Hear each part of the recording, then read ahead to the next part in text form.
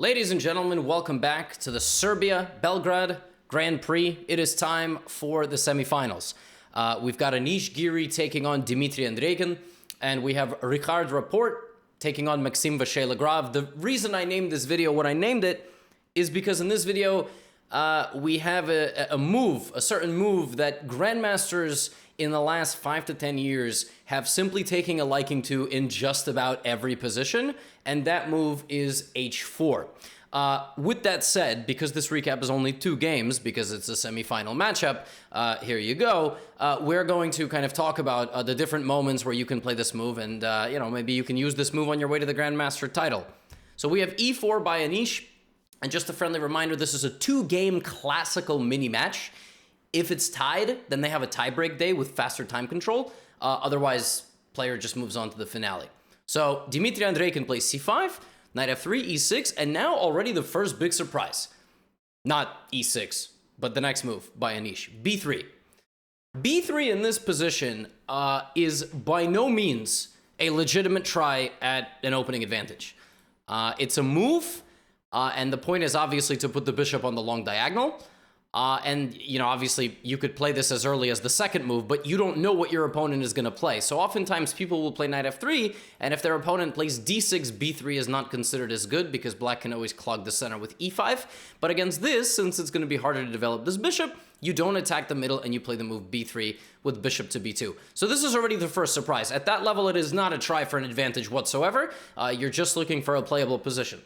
The move b6 by Andreikin is also a bit surprising. Generally, black plays knight c6, but he's like, well, listen, if you can do it, then I can do it. And then Anish was like, why did you just spit at me in the middle of the Grand Prix? So both players put their bishops on the queen side. We have knight c3 defending the middle of the board. Now, if it's not clear to you that white is going to castle queenside, it should be clear to you that white is going to castle queenside. Why? Well, because you have nowhere really to put this bishop. If you put this bishop on c4, I smash it with d5. You shouldn't put your bishops in the middle where they can be freely hit by enemy pawns. Did you listen? You shouldn't put your bishops in the middle if they can freely be hit by enemy pawns, because you got to just move your bishop again. Same thing goes for bishop b5. You just go a6. Bishop d3 is okay, but looks kind of dumb, and Anish doesn't strike me as a dumb guy, so he's not going to go bishop d3. We have knight f6 played by Andreikin. We have e5, so you can play queen e2 at this point to defend this and play, oh my god, the dog just walked into my room. Did you guys see that? I'm gonna interrupt this recap to just go full screen real quick. There's a dog right there. There's just, you can't see him. Benji, say hi. My door opened. I thought it was a ghost. I thought this guy was downstairs. Oh my god, that's so shocking. Anyway, we're gonna proceed, and hopefully he doesn't bark, and if he barks, I'm gonna have to get rid of him. Because there's actually a mirror here, and sometimes he realizes it's himself, and sometimes he thinks there's another dog in the house. Anyway, you can play queen e2 in this position. He chooses to play e5 straight away, trade, and then play queen e2. Now, this looks like a free pawn. It's not, because just like I mentioned that, you shouldn't put bishops in the middle of the board to freely get hit by enemy pawns, you really shouldn't bring bishops into territories like this, because they're just going to get trapped. Oftentimes, if you can shut the gate on a bishop, he's dead. Bishop's not going to survive. It's like the opposite. Oh, he's doing the thing. He's barking at the mirror. It's like if a cat gets into a jar, it can get out usually. Well, not bishops. Now I'm mildly distracted. I don't know. There's a wild beast behind me. Might pounce at any moment. So bishop goes back to b7, and this is wow. What was that grasping of the English language? This is why I named the video what I named it, right here. If I asked you to play a move here with white, you are all going to say this. Maybe some of you are cultured. You want to fianchetto a bishop because, we blocked it in this way. Maybe some of you want to attack the middle. Anish Giri here plays the move h4. Rest assured that this position has absolutely never been reached before, ever. h4 seems like nowadays it can be played at any moment. Now, h4 can sometimes be played against basically nothing. Right, there's nothing here. h4 can just be played. Because you're going to take as much space as possible. Oh, the dog left. And then you're going to maybe attack like this. That is kind of what you want. That is why you play h4 in this position. Because even though there's nothing there, you can freely take space. And you really have no intentions whatsoever of I mean, of castling that way anyway, so you don't really care about, you know, playing h4, h5, and weakening your own king. So he plays h4. Sometimes there's a fianchetto, you know, pawn, bishop like this, so that's why you create a target there as well. h4. The one secret trick that you just have to add to your repertoire to become a grandmaster. Maybe you want to play it on the first move, maybe you want to play it on move 9, move 3, whatever. Knight c6. And now you would think Anish is like, okay, I'm going to count. No, he just plays h5. Like in the middle of a game, he just plays h4, h5. Why? Like, what if black gets clever and plays queen c7 and castles long? Well, then I think Anish is still going to castle long. And then, by the way, maybe he'll even play h6. Now black has a very difficult decision. Does black take, damaging these pawns forever, right into this rook, weak squares, or does black play g6, weakening these squares forever, and creating potential very long-term liability on h7. So h4, h5 is just very annoying. Knight b4 attacks c2, d3, and now Andrei can play something very clever. He plays the move b5. b5 is designed to meet white castling long with an attack, right? So he can develop his dark squared bishop, he can deal with h5, h6, he can play rook something over here, but he chooses to play b5. Very interesting move. Anish kicks out the knight, and now plays queen d2. You might be wondering why he hasn't castled queenside. I can't tell you. I don't know. And I'm not going to DM Anish and ask, okay? I don't know why he's not castling. I guess he's not fully convinced that his king is completely safe. Queen d2 is a move that, if you offered me a large sum of money, I would still fail to be able to explain to you. I don't understand queen d2. Obviously, you're trying to fight for this. You're trying to push d4. You want to control that diagonal. I don't know. But other than that, I cannot explain this move to you. I don't understand it. However, the next move I can explain to you. It's clear that c4 is coming, so why would you ever castle into that, right? Well, here Anish justifies this h-file expansion and plays rook h3. I mean, this kind of looks like two 1,000 rated players are playing the game, right? It does not look like the average rating here is 2750. Anish is going like this. That's what he wants. Because when black plays rook c8, black has indicated he's not going to be castling queenside. His king is either staying in the middle or God knows what. So queen c7, and now Anish finally castles long, and now we have knight a5. Both sides are ready to take each other's head off. This is supported by 1, 2, 3, and 4. This bishop will come in. When this door opens, this bishop comes in. Black has like 7 pieces in the attack once c4 happens, so Anish has to do something right now. So he plays knight g5. The point of knight g5 is very clear. Pressure over here, and if he gets booted, he's obviously not going to, like, this is stupid. Why would he do that? The soldiers run up, and then they go, oh, we're met with some resistance, let's go right back. No, I mean, obviously he's going to go knight e4, inviting this exchange and opening up this. That's not something Andrejkin wants to allow. That looks absolutely terrifying, so that's not what we want to do at all. So Andrejkin plays bishop e7. With bishop e7, obviously this rook is coming, so rook g3. And now a very important moment. Apparently, according to Stockfish, Dmitry Andrejkin has to play h6 here. Has to. And then he actually has to take. And the computer evaluates the following position as okay for black. It actually doesn't think that black is in any trouble after the move c4. But it's a very complicated game. You will probably get your knight booted. I will probably take on g7. You will have to play a5, sacrificing a pawn. Your king is completely weak. You have some attack on the queen side. Incredibly complicated position, right? Thank God we're not playing it. Thank God we're spectating. It's one of those things. One of those positions that's, you're the genius when you spectate. You know that feeling? You watch your favorite streamer? Not me, but, you know, Rosen, Hikaru, Botez sisters, whatever. You're watching your favorite streamer and you're like, oh, wow, they blundered. I saw that, right? But it's completely different when you play. When you play, you hang every piece. But when you watch your favorite streamer, you notice all the blunders they make. It's kind of one of those games. I don't want to play white or black here, but I do want to make a recap of the game. So that's what black has to do. He has to play h6. Apparently. He doesn't. He plays c4. Again, if black were to castle here, he would be butchered. I mean, he would play knight e4, we play queen, like, why would you castle into this? I am telling you where I will strike and when. Why would you go that way? That doesn't make any sense. So, Andrei can play c4. We have takes, and you can play b4 here, right? That's exactly what he does. So, this is important, this dc4 move, because it actually loosens up this diagonal for the bishop. So, this is very important here. He opens up a lot of things for himself. He opens up the queen and the rook. The bishop gets a bit more breathing room. Then he shuts the door. You know what? How much money Andrejkin would give to give this c4 pawn away? Like, just give it away. So your queen and rook are open, but it's blocking the entire attack, right? Andrejkin here plays h6, and we have a danger level situation. Two knights are hanging. Apparently it's +5. Apparently this is completely wrong. Stockfish is screaming here that if Anish just very calmly retreats his knight, it's +5. The game is over because Black has to go back. His knight is hanging. He has to retreat. And Stockfish just takes on c4. Like, it just takes on... That's it. That's what the computer says. Just play b4 and take c4.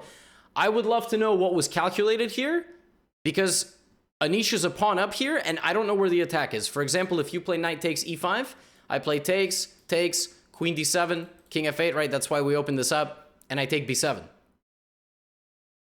So I don't know. You know, there's a check, I walk my king out. You check me again, I use my bishop to block. I don't exactly know what was missed. Again, I haven't asked Anish, but apparently after h6 and just the simple retreat knight h3, white is completely winning. But Anish takes on f7. So Anish had an option here. Drive back and park and go back home and be winning, or drive the car through a wall. And I don't know, we'll see what happens, right? So he decides to drive the car through the wall. He plays knight takes f7. He's like, hello, I have arrived. Kool-Aid Man and Family Guy, you know? Yeah, I mean, very complicated situation. King takes f7 and he decides to take on a5. And the argument is he's still up a pawn, but why would, this is what I don't understand. Why didn't Anish go up a pawn like this, where there is absolutely zero risk, it seems, to his position? I don't know, knight takes b4, look kind of, I don't know. I don't know what was missed. I would love to ask.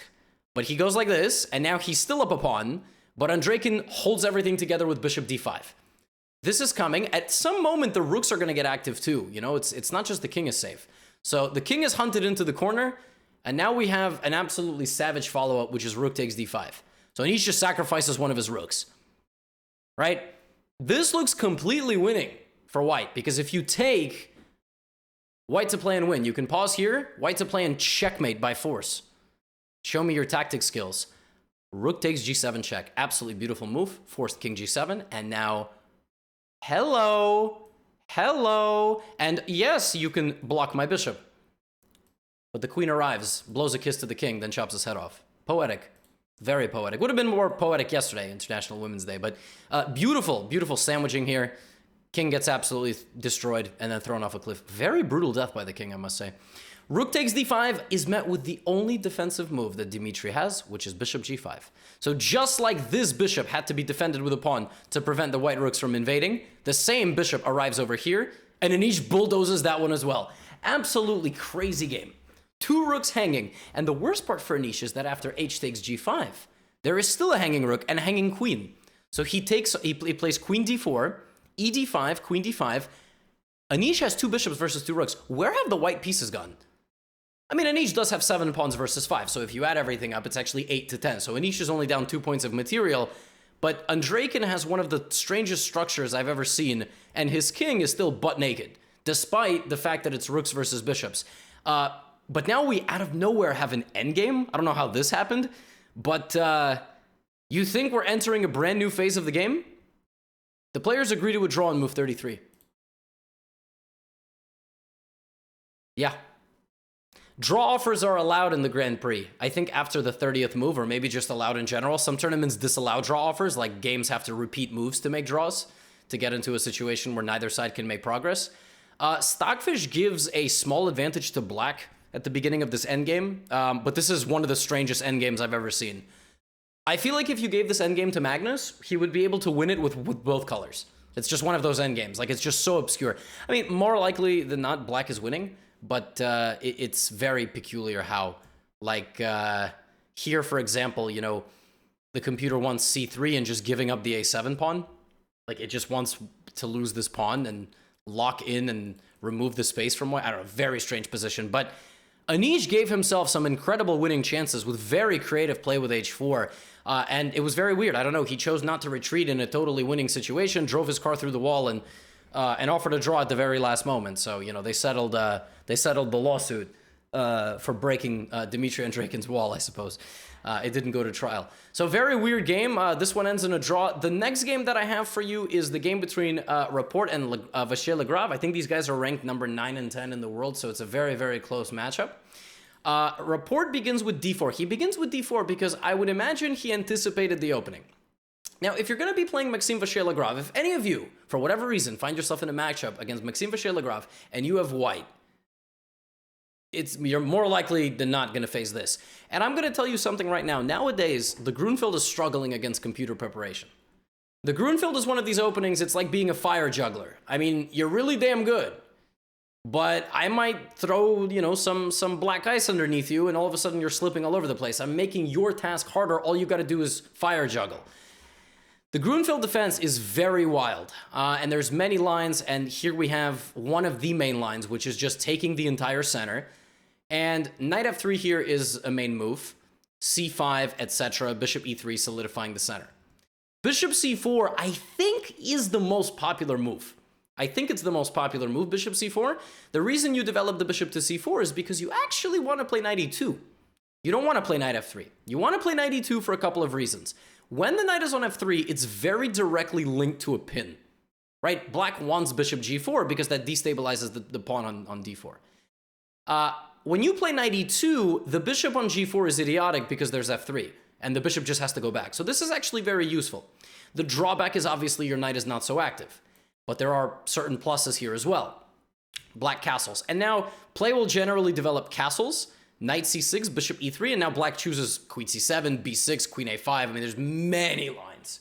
Just so many lines. But Report plays bishop e3. MVL plays knight c6, obviously expecting castles. And the reason you don't attack this knight is because the knight just wants to go to a5 or e5 anyway. I mean, it wants to attack the bishop, so d5 doesn't make any sense. And the reason you're not really worried about, you know, castles knight a5 is that you still have a big center. So this doesn't scare you because this center is much better for white. You overwhelm black. And Report plays rook c1. So this is the way you play if you don't want a castle. Players who have played like this, Alexei Shirov, Magnus Carlsen, Gotakamsky, Morozevich, Alexander Morozevich, one of the most creative attacking players of all time. The Rumbling outside of my house. I mean, there, you know, that Rumbling didn't play this. But so Report obviously comes prepared with something, and MVL begins to think. Black has a couple of routes to equality here. Well, equality is a strong word, more like getting a position. Taking on d4 and queen a5 is one way, b6 is one way, e6 to block this bishop is another way. Many moves have been tried. MVL spends some time and takes, and plays queen a5 check. Now, more often than not in the Grunfeld, when this happens, you trade queens, and you take with the king, life goes on. Sometimes you bring the bishop back to attack the queen, and then you deal with this pawn. Report plays a move that looks so stupid. Oh, and by the way, the other line here is king f1. This actually is the entire point of this system. It used to be king f1, and folks, remember that move I told you about? What is white going to play here? I obviously named this video what I named it for a reason. I know sometimes you guys complain, clickbait, this and that. At least you're getting good content, all right? I'm not lying to you. This is the entire purpose, h4. You know who plays like this? Shirov, Carlsen. Magnus has won some amazing games, putting his king on f1 in the Grunfeld and just playing h4. This is just modern chess. Just, you don't castle. Whereas the difference in the main line, I just told you, is that you castle. Your king is safe. But in this version, you don't castle. You put your king on f1 and play h4. Report here plays a move that looks beyond dumb. Rook c3. According to the database, this move has been played about 8 times, and it's been played maybe 4 times by anybody above the rating of like 2,400. And the main proponent of this system is a guy named Matthias Blubaum from Germany, who has played this in Title Tuesday 3 times. He's like won every game, or he maybe made 1 draw. Rook c3, what is the point? The point is that, what's black's next move? What's black's next move? If bishop g4, I play f3. You have to go, right? So, am I going to play rook d8? Maybe. Maybe that's an idea, but then maybe queen b3 attacking your pawn. And now you're going to have to block yourself in. Rook d8 is definitely a move to be considered. But it doesn't have a threat. It actually just straight up has no threat, right? You can play e5. That actually is what happens in the game. It's not so easy for black to move. So MVL decides e5. He decides to try to activate his bishop, strike the center with everything he's got. Report understands that if the center opens before he castles, he's going to lose the game. DE5 loses on the spot to this when the rook just can't be covered, right? So he plays d5. Now, according to Stockfish, b5 here is the move. So counterattacking, very wild position. Then you're going to bring your knight in, and yeah, I mean, I have no idea. MVL decides to shove his knight into Rapport's face. All right? Rapport doesn't really like horses, so he's going to get rid of this knight in a moment. He cannot get rid of it right away because he'd hang his rook. Then he'd hang his bishop. Then he'd hang his knight. It would be a tragic loss of just about everything in his position. So, bishop d2 back. Then he takes on d4. E takes d4, rook back to c1. Somewhere here, I think MVL once again could have played b5, and he also could have played f5. They could have played both of these maybe aggressive moves. He chooses bishop d7, which is just kind of, you know, hitting the pause button, taking a breath.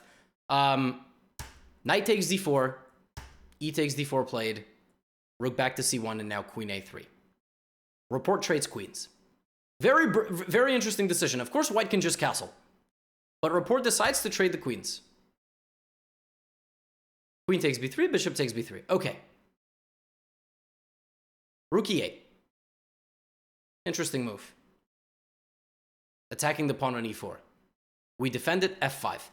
It looks like MVL is taking the game over. Looks like MVL has the initiative. But he doesn't. Rapport has the initiative. He attacks the entirety of the queen side. MVL apparently had to chill out here for a second and fight on the c-file. He had to meet and respect Rapport's c-file control, at which point Rapport would have tried to, you know, reinforce, bring his king to the middle, and use the passed d-pawn as an endgame advantage. If you compare the quality of the two pawns, one is better than the other. One has almost no blockade. You can get rid of this bishop in a trade and push. Also, it's protected. This bishop is supporting this pawn, but from very far away. And the financial situation, you know, it's like supporting a kid far away in college, you know, and the kid goes to a very expensive school, has very expensive tastes, you know, global supply chain is currently in all sorts of trouble and not so sure how profitable the quarters are going to be. So yeah, this pawn on d4 looking a little bit problematic. The pawn on d5 looking great. And MVL does not respect this infiltration at all. He actually seems to think he is the one creating an attack. MVL does not respect this whatsoever. He's like, I'm getting this pawn. Rapport, what are you going to do about it? Rapport's like, I don't need the pawn. Bishop check. Get your king out of the way, d7. So what? I don't understand. Okay, you attack my rook. I just move it out of the way. What gives? You're still going to lose this pawn. I'm going to come back for that pawn, and I'm going to win the game. But it's actually not that simple whatsoever. Bishop b4 attacks the rook. What do? I'm going bishop e7, and I'm going to make a queen. I'm also at some point going to bring this other rook into the game. Right, so bishop e5 takes. So we have a trade of rooks. Bishop back to e7. There is the threat in this position, folks. It's a little bit hidden, but it's definitely a threat, and that threat is bishop f6 mate. it's not just d8 queen, it's bishop f6 mate. And if you look at this rook, it cannot go to any square. The rook is completely controlled. It cannot move at all on the back rank. King g7 avoids mate, but now a beautiful dagger e5. The game-sealing move by Rapport, and it's clear that these two pawns have triumphed over this one. The pawn that you just ganged up on. Think about it. The entire middle game for the last 10 moves was about the e4 pawn. Everything MVL did was with the intention of winning the pawn on e4. And then it escaped his grasp completely. And he just played just e5, and that's it. The king cannot get close. The rook cannot get close. The bishop cannot leave his post because that allows a queen. Nothing can move. And the rest of the game is Rapport bringing in the finishing touches. He checks the king to force it to an unpleasant square. And now the cool, calm, and collected e6. The pawns are marching through. e7 is a pawn mate. Apparently, by the way, that's not even the best move. Apparently, the best move is to bring the rook, but Stockfish is a scumbag. So e6, very nice move. Bishop back to d8. And now a very important moment. You can trade. You absolutely can trade, but why would you? Bring back the pieces, scoop up the pawn. Look at this, very nice, very classy with tempo, forcing the rook into an attack. Rook c6, pawn takes b5, and finally, king f2. Yes, you have prevented me from castling, but no, you have not prevented me from bringing in the final piece of my attack.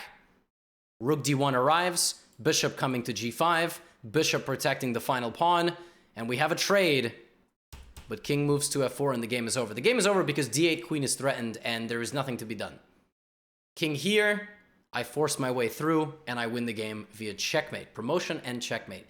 An absolutely beautiful game from Report, who knew what he was going to get in the opening, came prepared with a secondary setup here without castling, and surprising MVL with rook c3. The first surprise here was probably the fact that he went for this setup, although I don't know Report's Grunfeld repertoire, so even the fact that he went for this line could have been a small surprise. Like maybe a Report plays something else against the Grunfeld.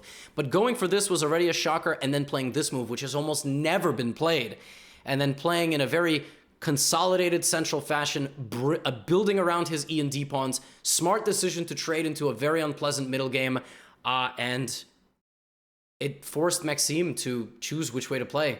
He played aggressively, and he paid the price, as Report swarmed him with his center pawns, picks up a win in the first game of the semifinal, and I tweeted about this after this game. Report is now ranked number 9 in the world, and if he gains 10 more rating points, he's top 5. He is, in my opinion, the least talked about and the most underappreciated and underestimated Super GM nowadays. This man is 2760. Has made it to both semifinals of the Grand Prix, and if he wins this Grand Prix, there is a very high chance that he is a lock for the candidates. So, hats off to him, all right? He's the new player to watch, and that wraps up our first day of coverage in the semifinals. Ladies and gentlemen, before we sign off, I'd like to say thank you for your continued support, and go play H4 today. Do it for me, do it for Geary, do it for the Grunfeld, do it for yourself. Get out of here.